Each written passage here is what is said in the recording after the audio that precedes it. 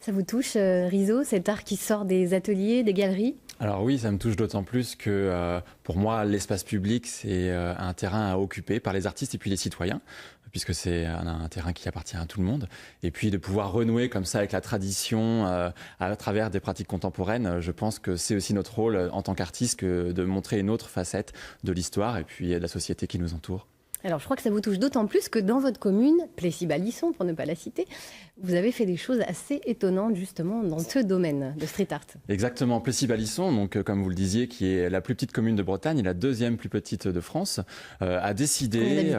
Alors, il y a 100 habitants, mais c'est surtout en termes de superficie, il y a 8 hectares. 8 hectares, voilà. Mais c'est surpeuplé en fait. Exactement, c'est surpeuplé.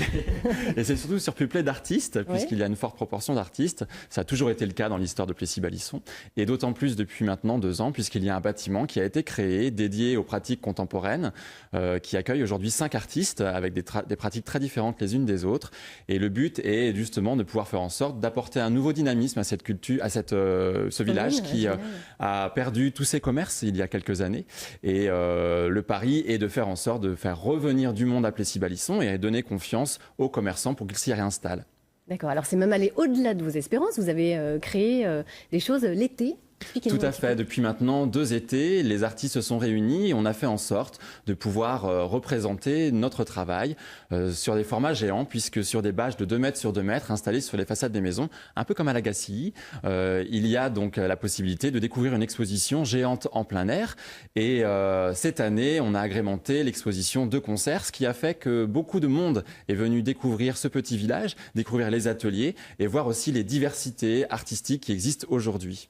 Alors même à Plessis-Balisson, ça va même au-delà de la démarche artistique, c'est carrément une démarche citoyenne, parce qu'en fait, ce sont les habitants qui ont voté pour décider d'installer ces ateliers d'artistes. Alors beaucoup de choses se font avec l'accord des habitants, via des forums notamment à Plessis-Balisson. Le but étant de ne pas imposer des projets à la citoyenneté, mais de faire en sorte justement que tout vienne de la part des citoyens. Après, le maire a beaucoup œuvré aussi pour que les ateliers se mettent en place, et puis la communauté de communes Côte-d'Émeraude avec la ville de Dinard, qui a fait en sorte que tout cela puisse se passer.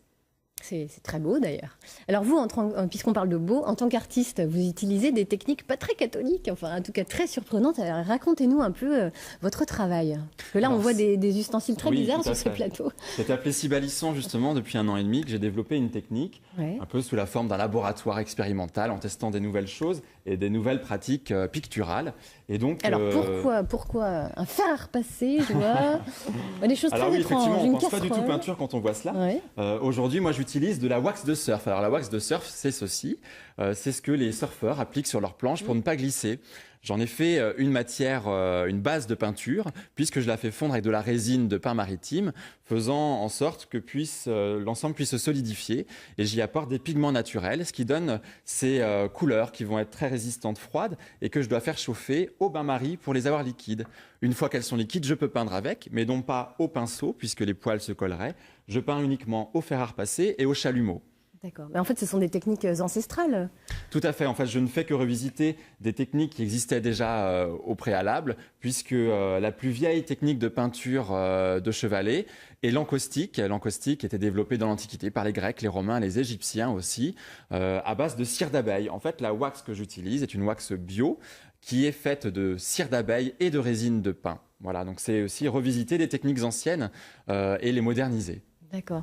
Alors, on peut retrouver vos créations, bien sûr, sur votre page Facebook. Il y a un petit quelque chose qui m'intrigue, c'est que je vois les couleurs. Comment vous les faites? Puisque vous dites que ce sont des pigments naturels. À base de quoi, alors? Alors, les pigments naturels que j'utilise sont essentiellement à base de minéraux, à base de terre et de roches broyées, ce qui donne cette couleur qui est pérenne dans le temps, d'autant plus que la cire permet de conserver cette couleur-là au fil des années.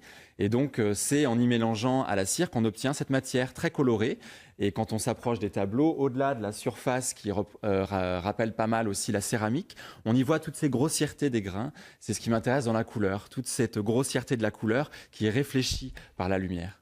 Bon, alors je vois aussi des petites coquilles de moules.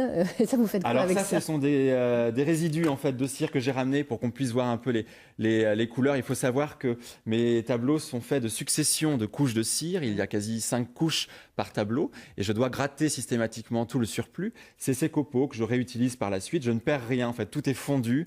J'ai aussi une démarche un peu éco-responsable, écologique, puisqu'au-delà de travailler avec des techniques 100% naturelles, je fais en sorte que rien ne soit perdu. Magnifique. Très belle initiative en tout cas. Merci beaucoup Rizzo. Alors on rappelle que vous exposez en ce moment à Dinan, à la maison du gouverneur, si je ne me trompe. Tout à fait. Donc l'exposition qui est dédiée à mon travail et qui permet aussi de présenter l'ensemble des artistes de Plessis-Balisson est ouverte tous les jours entre 15h et 19h, sauf les mardis et vendredis. Et c'est jusqu'à dimanche prochain. Alors n'hésitez pas à me rejoindre et à découvrir aussi cette maison du XVe siècle un peu atypique. Très bien, merci beaucoup.